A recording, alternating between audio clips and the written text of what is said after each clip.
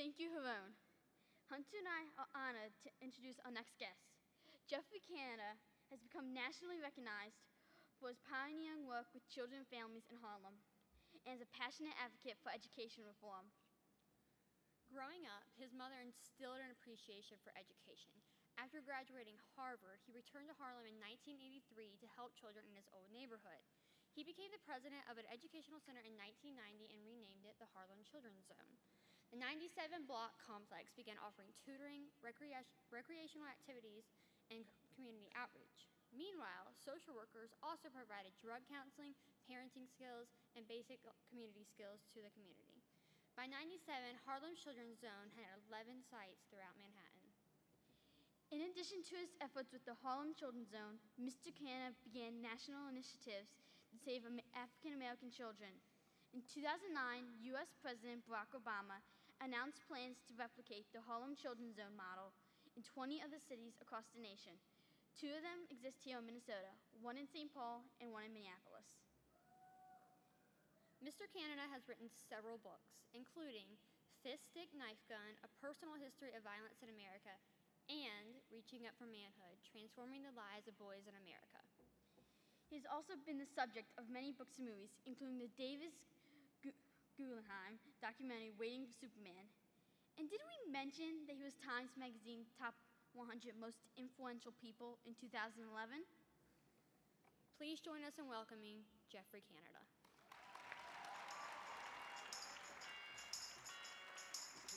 Thank you so much. That was great. Thank you. Wow. Wow. That was just simply terrific. Thank you. Hi, everybody. I am so excited to be here. I don't know if you all know how big a fan I am of service learning. You know, it's interesting because they mentioned the Waiting for Superman, the, appearances on shows like 60 Minutes, and, Colbert is a little difficult for me, It's not my usual thing to be on the Colbert Report. But a lot of people have confused, I think, what I do with celebrity, which is a whole different thing. Now, I must admit that I am constantly in the media for one reason or another. But that has nothing to do with what I actually do for a living and what I care about. All I ever wanted to do was save my kids. I had kids growing up in places and conditions that other people wouldn't be sort of caught dead in those areas. And I always felt like someone had to do something, and I was the one. But I am fascinated that at the same time all of that is going on, people are interested in the work that we're doing. And sometimes, I've been on 60 Minutes twice, and sometimes you have to be careful when you're trying to do good. Because the second time I was on 60 Minutes, I was doing an interview with Anderson Cooper. And Anderson was in Harlem, and I was explaining to Anderson my theories about leadership. That sometimes people think the leaders are the ones who sit back and give orders.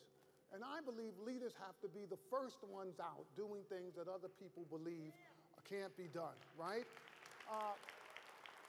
So it was a very interesting time for me because the American Express had just done this commercial and played it during the Oscars, and there was a lot of things going on that was sort of promoting our work, and I was excited that people were interested. And I was explaining to Anderson that we had this problem in Harlem where 2 groups of kids in a housing project were going up on the roof and shooting at one another, right? And I had a playground right in the middle of the 2 buildings where my kids were playing, and my staff were terrified that someone, either the kids or they, were going to get hurt. And I told Anderson, in times like this, it's important for me to go there and let the folks with guns know that this is our community and we're not giving this community up.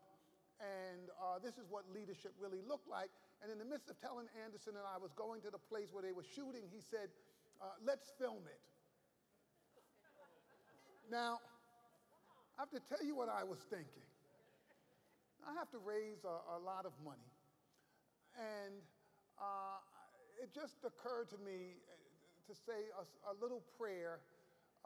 Please, God, don't let them kill Anderson in Harlem. All right? Because, you know, America loves Anderson Cooper, and he's been to every war zone in the world, and he's come back safe and sound. And if I lose him in Harlem, people are not going to be happy with Geoff Canada. So I tell you that there has been this interest in our work, and I think it's good. I think it's good that people care about folk who are, you know, disadvantaged and not able, without real help and support, to fully participate in this country. This is a great country, but we've got real challenges that we have to tackle and we have to do. And I want you all to understand that at this point in my career, I am really trying to convey a set of values to the next set of leaders in America. Those of you who are, and you all are going to be the next leaders of this country. And I don't want you to confuse who should be a role model, right, with celebrity, because those are two very different things. And if anybody cares about the work we do because it's 60 Minutes or the movies, then you've missed the whole point of the work. The work is really on the ground with young people who know that you're going to be there when nobody else is there, when no cameras are there, when nobody else feels comfortable, people are scared to be there. That's really what my work is about. And so I want you to think about who are your role models? Who do you really look up to? Because people constantly say to me, Geoff, you've been at this a long time, and I've been at this longer than most of you in this room have been alive. I've you know, been doing this work for over 35 years. And people constantly say, you know, Geoff, are you getting tired? You know, you've been at this thing, you're getting tired. How is it? Is stress? Or you get burned out? And I'm not tired, and I'm not burned out, nor will I become so. And it's because I chose different kind of role models. The people I look up to have set a standard for service that I'm still trying to reach. You know one of my big role models, you know who that person is? Harriet Tubman. You know about Harriet Tubman? Now this is what you know, when I think about Harriet and why I look up to her, see, the thing about Harriet Tubman was she actually was a slave. She didn't read about it in a book. She didn't watch a documentary. She actually lived it. And then she managed through her own individual courage and fortitude to escape slavery and get free. And then she had this brilliant idea. I'm going to go back. And I just sit there and think to myself, after you've gotten out, now you're going back. But she went back for a purpose. She went back to get other slaves and bring them back, a higher purpose. But you know what the penalty of failure was? Death. It was death. They're going to kill you. And that woman had something she cared about so much that she was prepared to risk death. And you know, I like to think if I was back in the time where Harriet was and she came to me with her plan. Hey, Geoff, I got this plan. I said, what is it, Harriet? I'm going to go back into the South. And I'd say, probably, Harriet, now have you really thought this through? I mean, let's really think about this. I mean, what are our chances of success? And Harriet would say, look, Geoff, you know, sometimes you have to have courage and you have to do the right thing. And I'd like to think I'm the kind of guy that after Harriet really leaned on me and said some things, I might have said, okay, Harriet, it sounds crazy, but I'm going to go with you. Once. Harriet did it 13 times. Now, see, when you start thinking, who's your role model? So what's your standard? What's your standard of service? What's your standard of values? What do you believe in? Where is your moral compass pointing? I think you've got to think about people who are real role models. So no, I'm not tired. I'm not tired. What's the worst that can happen in my business? It's not like, you know, if I fail, they're going to kill me. So this idea, I think, that our leaders sometimes have the wrong set of values. I think it's been part of the problem, what's going on in America today. We have a country that all children should have the same opportunity. That's just the bottom line of who we are as Americans. And the fact that we are still fighting about that, right, hundreds of years later, suggests to me that our leaders have not stepped up in a powerful way. All of us haven't done it. I include myself in that. All of us have simply not done enough, because in 2012, we should not be having huge parts of our population with no chance right now of receiving a great education and fully participating in our society. That is a challenge that I personally refuse to back away from.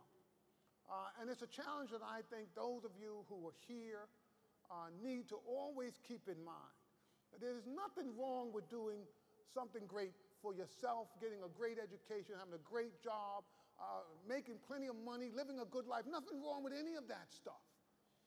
But the absolute essence of being in America and being an American is fair play. And we've got to set a level playing ground. Now, let me tell you, a lot of people believe that I can't make a difference, right? Say, okay, Jeff, yeah, you're on TV, people listen to you, all of that, but who am I to make a difference? And let me tell you who my other role models are.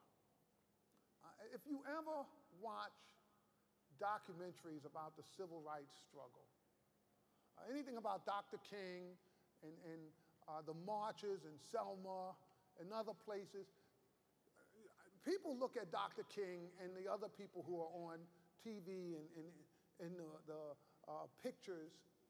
I look at those faceless, nameless people who were the ones being bitten by the dogs, beaten by the billy clubs, having the water hoses turned on them. The reason you have civil rights in this country today is there's a whole group of Americans. They were black, they were white, they were Christians, they were Jews, they were women, they were men. Those folks stood up for freedom and literally put their bodies on the line, and nobody knows their name. No one can call one of them. They never did it for money. They never did it because they thought they were going to get a nice piece in the newspaper or an interview on TV. They did it because they were Americans, and they believed that if you're an American, you sometimes have to fight for what is right. And I just think that this sense sometimes that we can't make a difference disempowers folk. And I believe those of you who are involved in this movement for service learning are on the front ranks. You are the shock troops in this country saying it really does matter what individuals do. And you are preparing yourself for great things. And this is the other thing. I just want to say this. You will never know when your moment comes. If you had asked me when I was right out of college or before I went to college, Jeff, do you think you ever write books or be on TV or in movies? And I would have said, no, what's the chance? I was some poor kid. I was just this poor kid from the South Bronx trying to get my own education, trying to help some kids who were struggling, and doing the best I could do, barely having enough money to pay my rent and to buy food. I had a belief in a cause, something I believed in, but I had no visions of any of this stuff. But you never know in life what'll happen. So you're in training right now for your moment. And this is what I found out. Everybody gets their moment. And the question is, are you going to be ready when it's your moment? Will you be ready to step up when it is your moment? So here's when I got my first moment. I was at a Children's Defense Fund conference in Washington, D.C. And it was when President Clinton was first elected, and there was a huge snowstorm in Washington. And it was so much snow, they stopped all the buses, all the trains, all the planes. You couldn't get out of Washington, D.C. So I'm stuck in Washington. A friend of mine works for the First Lady, Hillary Clinton. And my friend called me, he said, Jeff, what are you doing? I said, look, I'm stuck and I can't get out of Washington. She says, well, look, you want to come over to the White House and see a movie? You know how sometimes you're slow? I said, what's playing? She said, duh, the president usually picks the movie. I said, oh, go see a movie with the president? Yeah, I want to come. Yeah, great. So I get over to the White House, and the movie is for the friends of Bill and Hillary Clinton from Arkansas. They've come to Washington. This is the first time they're getting to see them since they've become the president and the first lady. And so it's a group of them, maybe about 15 and me. And they all know one another, and I'm just happy to be there. And so I'm having like a great time. So we go out, and there are refreshments out. But they're not like regular popcorn. No, I mean, this is the good stuff. And I'm really into it, right? And I shouldn't tell you this, but it's true. You know, in the White House, you go to one of those little receptions, they have these little napkins, and they're embossed with the gold presidential seal. Took a couple of those napkins, stuck them in my pocket. I'm telling you, I know they have cameras in the White House.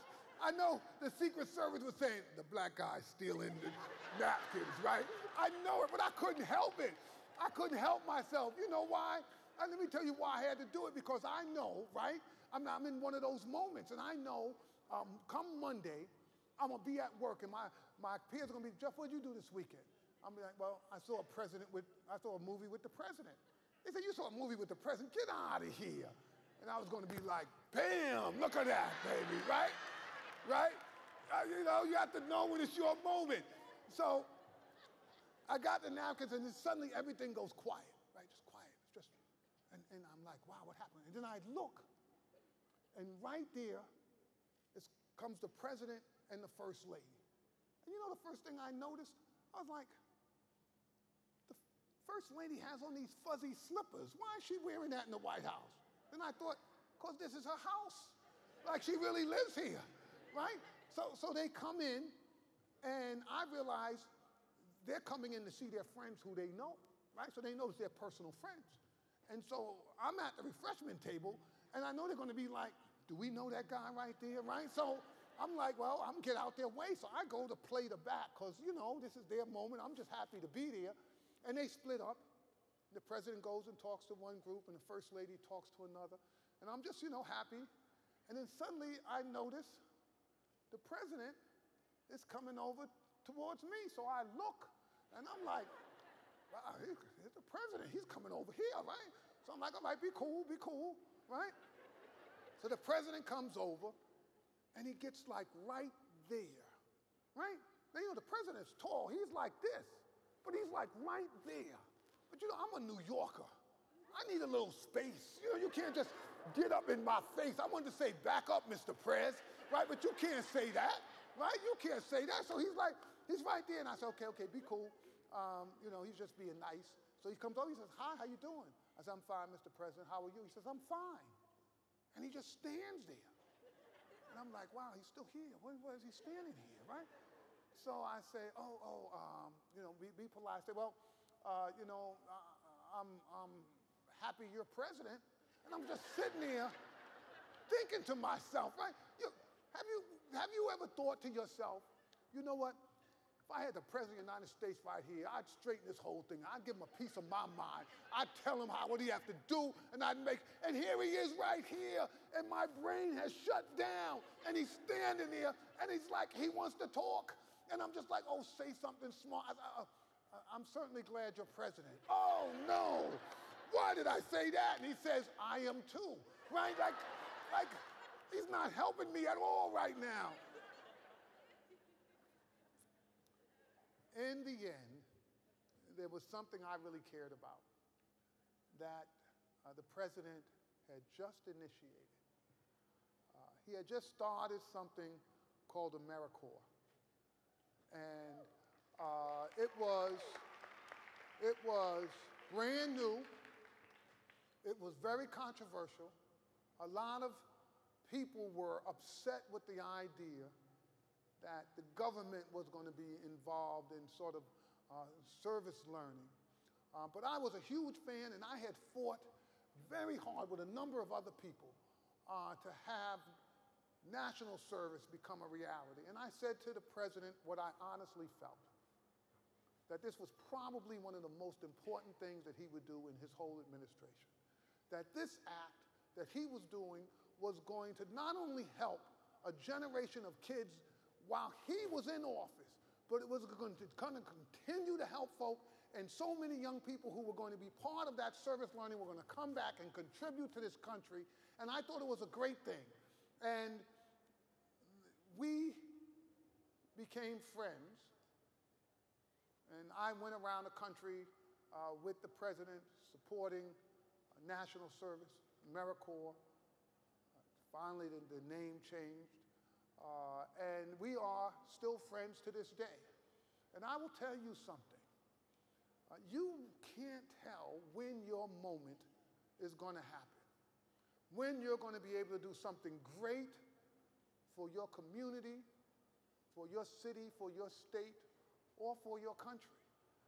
And part of what you have to do is become prepared so when your moment comes, you're able to take advantage of it.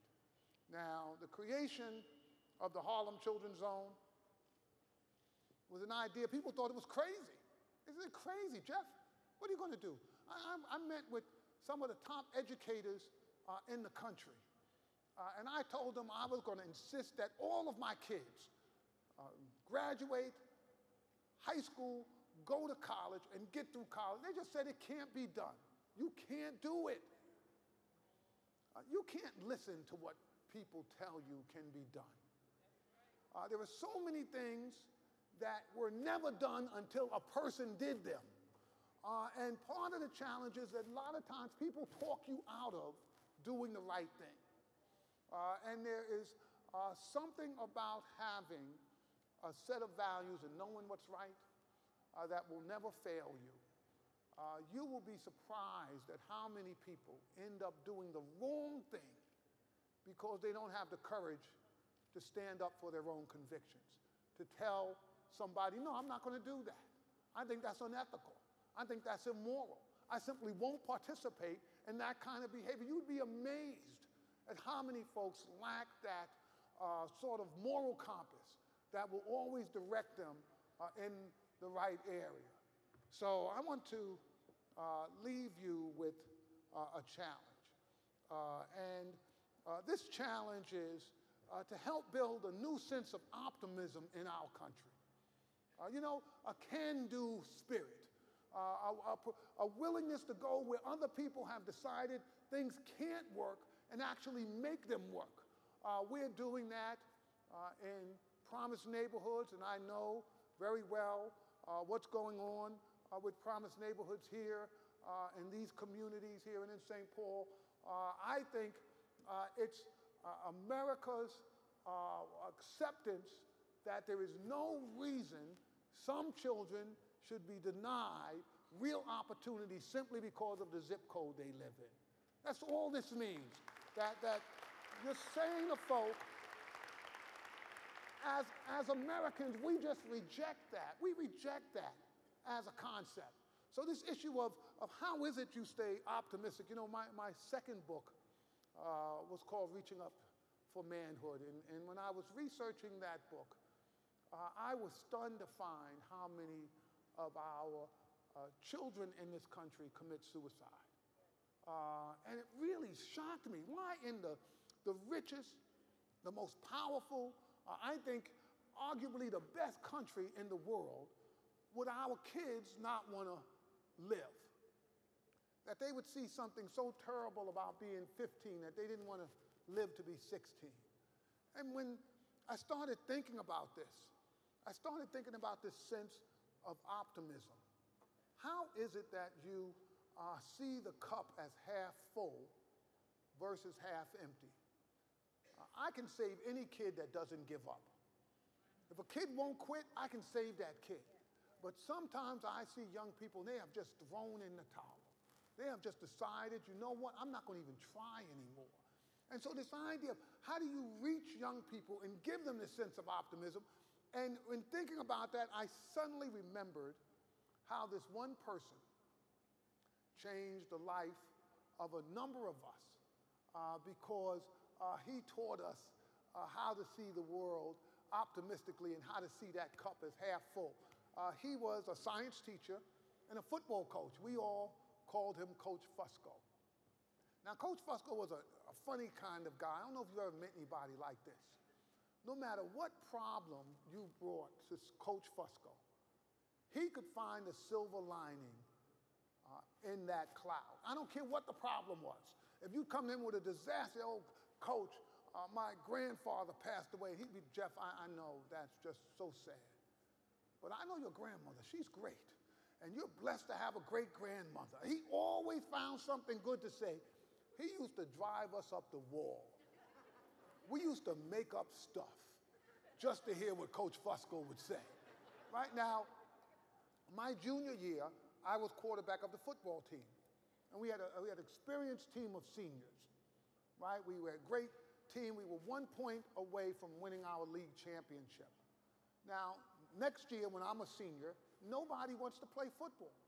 No seniors, no juniors. We have tryouts. I see all of these sophomores. I say, Coach Fusco, look at these kids. Look how small they are. It's going to be a disaster. He said, no, Jeff. No, they're small, but they're fast. And we're going to have a team of speed this year. And I have these plays in the back I want to show you. So, okay. 3 weeks later, we had time trials. Coach, they're slow.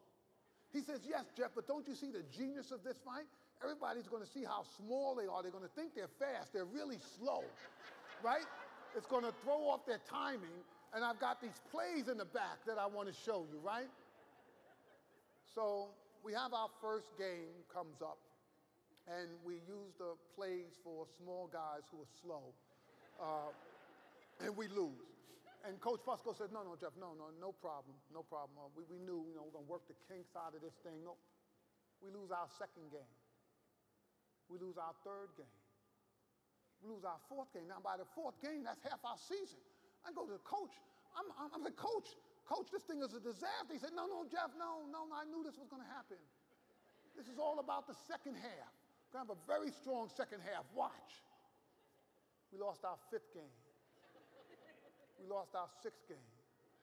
We lost our seventh game. Now, look, there are only 8 games in the season. It's Saturday. We're 0-7. We're playing the league-leading champions. They are 7-0. I reached the totally understandable and logical conclusion that this is the appropriate time to quit football. So I'm at my locker. I'm not getting dressed. I'm done. And Coach Fusco walks in, and he looks at me. He says, Jeff, I can't believe this. You're going to quit? You're going to quit now that we've got them just where we want them? He said, look, I didn't want to tell you this, Jeff, but this whole season was about leadership. And this is the challenge that every leader needs. When everybody else has given up, a leader goes out and they lead their team to victory.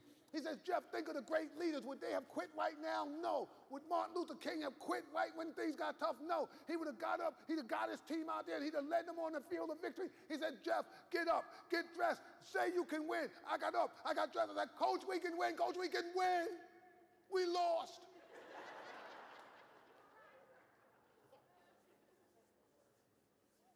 So the game is over. I'm looking at Coach Fusco. I said, okay, Coach, what do you have to say now? Coach looks at me. He says, Jeff, basketball season starts next week. We're going to have a great team, right?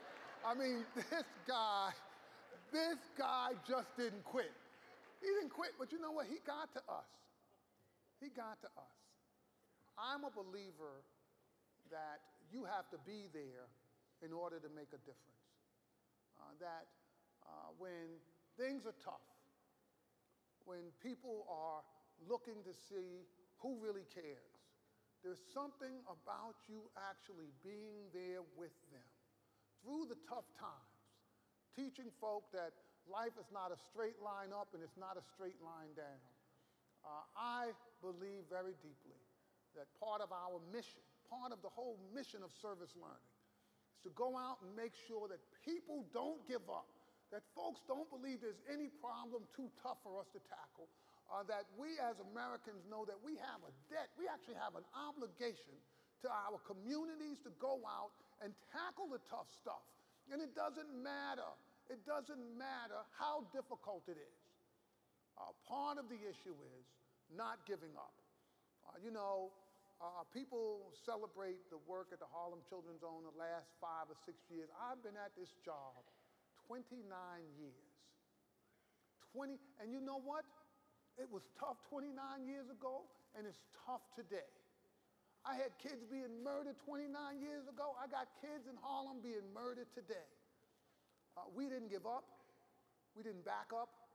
Folks who thought we couldn't do it, we didn't listen to them. Folks who decided it couldn't be done, they are now part of the minority and not the majority. I think one of the great things about the work that we're all doing together is that you get to demonstrate what it means to really be a leader, to really have a set of values, a set of principles that matter. So let me close. I like to close my talks with poetry. In this poem, I wrote really to leaders, and really to young leaders. And the poem is called Take a Stand. And the reason that I wrote this is that there's something that hardly anybody talks about in our work, and it's courage. And it's courage. There's very little talk about why so many times, when it's obvious what's the right thing to do, people end up doing the wrong thing. And it's because there's usually a debt that has to be paid. And folks don't have the courage to pay the debt. And I'm not talking about the Harriet Tubman debt. I'm not talking about somebody's going to kill you. That's not what I'm talking about. I'm talking about somebody's going to disagree with you. Someone's going to say that's stupid. Someone's going to say, I can't believe you're actually going to do that. That alone stops so many people from doing the right thing. The fear that other folks are going to criticize, are going to say, oh, that was a dumb idea. I don't know why you decided to do that. That'll never work. So I wrote this poem, and I'm going to close with it. It's called Take a Stand.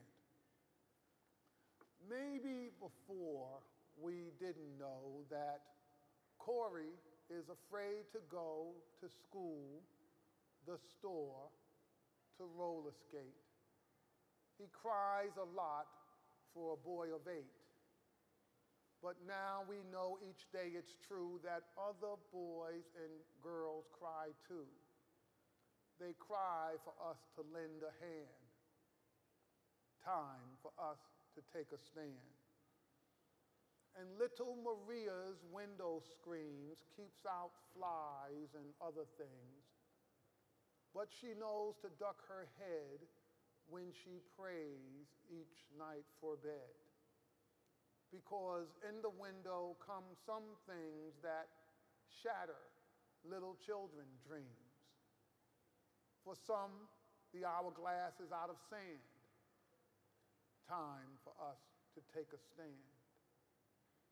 And Charlie's deepest secret wishes is someone to smother him with kisses and squeeze and hug him tight, so tight, while he pretends to put up a fight. Or at least someone to be at home who misses him. He's so alone. Who allowed this child-forsaken land? Look in the mirror. Take a stand.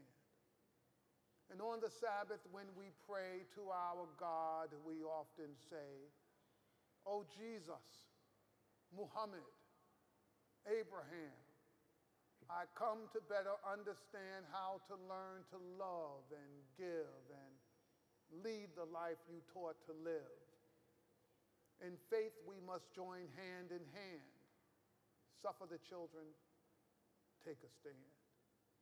And tonight, some child will go to bed, no food, no place to lay their head, no hand to hold, no lap to sit, to give slobbery kisses from slobbery lips.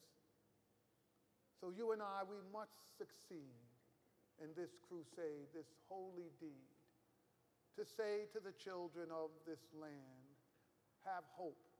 We're here. We take a stand. Thank you very much.